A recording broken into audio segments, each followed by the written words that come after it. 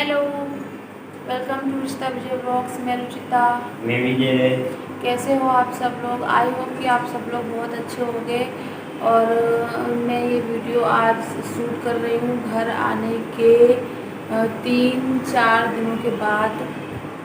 21 को मेरी डिलीवरी हुई थी और आज है 27, है ना? तो आज मैं ब्लॉग शाम को ये शूट कर रही हूँ।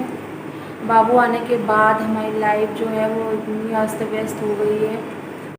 और हॉस्पिटल का जो मेरा एक्सपीरियंस था वो बहुत ज़्यादा बैड था। और जो डिलीवरी सिजेरियन डिलीवरी का एक्सपीरियंस है वो काफ़ी ज़्यादा पेनफुल, काफ़ी ज़्यादा डरावना रहा मेरे लिए। और हम लोग 20 जुलाई को हम लोग डॉक्टर के पास से दिखा कर आए थे। और हमारी एक गलती की वजह से, सिर्फ एक गलती की वजह से मेरा सिजेरियन करना पड़ा। अगर हम लोग वो पहले से कर लेते तो शायद मेरी नॉर्मल डिलीवरी ही होती, क्योंकि सब कुछ नॉर्मल था मेरा और नॉर्मल डिलीवरी ही होने जा रही थी। एक गलती की वजह से सिजेरियन करना पड़ा। क्योंकि मेरी जो ड्यू डेट थी वो 20 जुलाई डॉक्टर ने दी थी। और 20 जुलाई तक कोई भी पेन नहीं आया था मुझे और कोई भी सिम्टम नहीं थे। इस वजह से हम लोग थोड़ी सी लापरवाही कर गए और शाम को गए जब काफ़ी लेट हो गए थे हम। हाँ, और डॉक्टर ने हमें लास्ट अल्ट्रासाउंड करने के लिए बोला था, क्योंकि बच्चे में जो नाल थी वो अपने गले में लटका रखी थी। हाँ, तो इस वजह से डॉक्टर ने बोला कि कल करवा लेना सुबह और करवा के हमें दिखा देना। लेकिन हम इतने लेट हो गए थे कि मतलब वो बंद हो गई थी, पूरी दुकान ही बंद हो गई थी। और रात में मैं आई घर और अच्छे से खाना वाना भी खाए हम लोग, बताशे भी खाए, पानी पूरी खाई, सब कुछ खाया। और तब भी नहीं लग रहा था कि मतलब ऐसा कुछ हो जाएगा कि मॉर्निंग में हमारा बाबू हो जाएगा। तो टहल के भी आए थे हम लोग कि रोज़ मैं टहलने लगी थी 15 दिन पहले से ही। तो कोशिश पहले से ही थी मेरी कि नॉर्मल डिलीवरी ही हो, सब कुछ नॉर्मल था भी। पर ऐन मौके पे कुछ ऐसा हुआ हमारे साथ कि 3 बजा, लगभग 3 बजे मेरा जो वाटर ब्रेक हो गया। जो बच्चेदानी की थैली होती है ना पेट के अंदर, वो फट गई थी। पूरा पानी नहीं लीक हुआ था, थोड़ा सा ही हुआ था। और मुझे पता चल गया तो मैंने इनको तुरंत जगाया जगाया। तो मुझे तो पता ही नहीं था इस चीज़ के बारे में। मैं इतना घबरा गया था कि समझ में नहीं आ रहा क्या हो गया था अचानक। बहुत ज़्यादा घबरा गए। मैंने कहा कि बाबू हॉस्पिटल जाना है और अभी जाना है। तो बोले क्या हुआ, ऐसे ऐसे करने लगे। और फिर मम्मी को जगाया जाके बोले कि हॉस्पिटल जाना पड़ेगा। मैंने कहा हाँ घबराओ मत, अभी ज़्यादा पानी नहीं निकल रहा है, हम लोग चले जाएंगे। क्योंकि हॉस्पिटल बहुत ज़्यादा दूर नहीं था, 15-20 मिनट ही लगते हैं जाने में। आया और तैयारी करी गई। मैंने इनको बोला कि सब सामान रख लेना, क्योंकि सब मैं ही अपना सामान वामान रखी थी। तो उन लोगों को कुछ पता नहीं था कहाँ पे मेरे कपड़े रखे, कहाँ बहुत डॉक्यूमेंट्स सारे रखे। इतना समझ में ही नहीं आ रहा था उस वक्त हमारा जो।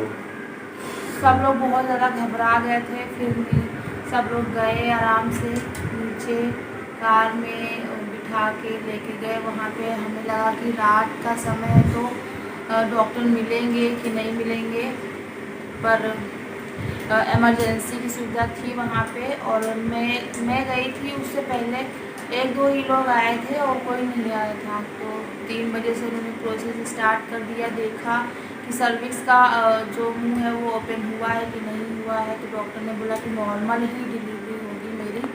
फिर थोड़ी देर में स्टाफ आ गया, बोले कि बच्चे की जो कॉर्ड है वो गले में है और हम डिलीवरी नॉर्मल भी कर देंगे, लेकिन हमारी कोई रिस्क नहीं होगी, सारी रिस्क आपकी होगी। सारा उन्होंने हमारे ऊपर ही छोड़ दिया था। वो लोग चाहने मतलब हमारे साथ में कॉम्प्रोमाइज़ नहीं कर रहे थे।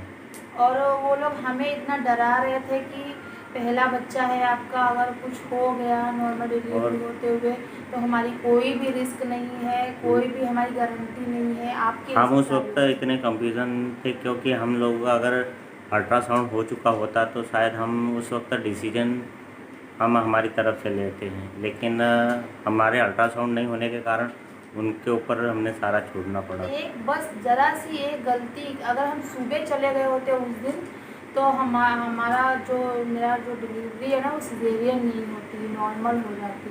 तो अगर हम लोग बस यही बहुत सबक लिए हैं कि खैर, सब लेकिन जो भी हुआ अच्छा हुआ है।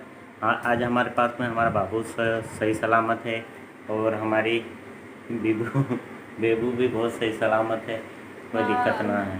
कोई प्रॉब्लम नहीं हुई। बाबू का वेट भी 3 किलो था, क्योंकि मैं बहुत ज़्यादा एक्टिव रहती थी, आप लोग देख ही चुके हो मेरे ब्लॉग में।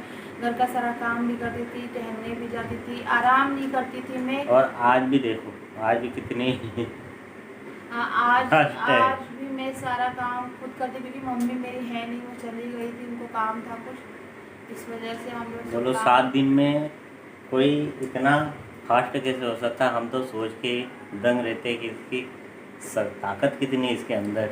और बाबू का भी ध्यान रखना पड़ता है मुझे। बाबू अभी सो रहा है, इसलिए बहुत ज़्यादा रात में हम लोगों को परेशान करता है, मैं सो नहीं पाती हूँ और ज़्यादा देर बैठ भी नहीं पाती हूँ। अभी बाबू फार्मूला वाला दूध पी रहा है, तो अभी हम डॉक्टर के पास जाएंगे। आप लोगों को लग ही नहीं रहा होगा कि बाबू को आज पूरे 6 दिन हो गए हैं और 6 दिन में भी अभी देखो एकदम तंदुरुस्त होके बैठी है। पतली नहीं हुई हूँ क्या? पतली तो होती है, अब थोड़ा बहुत तो होगा ही, ज़रूरी थोड़ी नहीं है। हाँ, तो हम लोग बस इतना कहना चाहते हैं कि अगर आपके साथ भी ऐसा है, आपके बेबी के कॉर्ड फंसी है, तो आप टाइम टाइम से चेकअप करवाते रहिए, अल्ट्रासाउंड करवाते रहिए। डॉक्टर जब बोले तब भी उसके सारे मत रहिए, क्योंकि लेबर पेन आएंगे, नहीं भी आएंगे, सिम्टम होंगे तभी और सिम्टम नहीं होंगे तब भी। मुझे कोई सिम्टम नहीं थे, ज़्यादा प्रॉब्लम ही नहीं थी, पेन ही नहीं आ रहा था, एकदम से सब कुछ जो भी हुआ वो सब एक अचानक से हुआ। और वो ये ब्लॉग यहीं पे एंड करते हैं। मुझे आप लोगों को कुछ बताना था, वो हम बता दिए हैं आप लोगों को। तो धन्यवाद। मिलते हैं नेक्स्ट ब्लॉग में, तब तक के लिए बाय बाय। और हमारे सपोर्ट करते रहिए आप लोग, हम लोग देर सही लेकिन ब्लॉग डालते रहेंगे। तब तक के लिए bye bye, thank you for watching. Thank you सभी।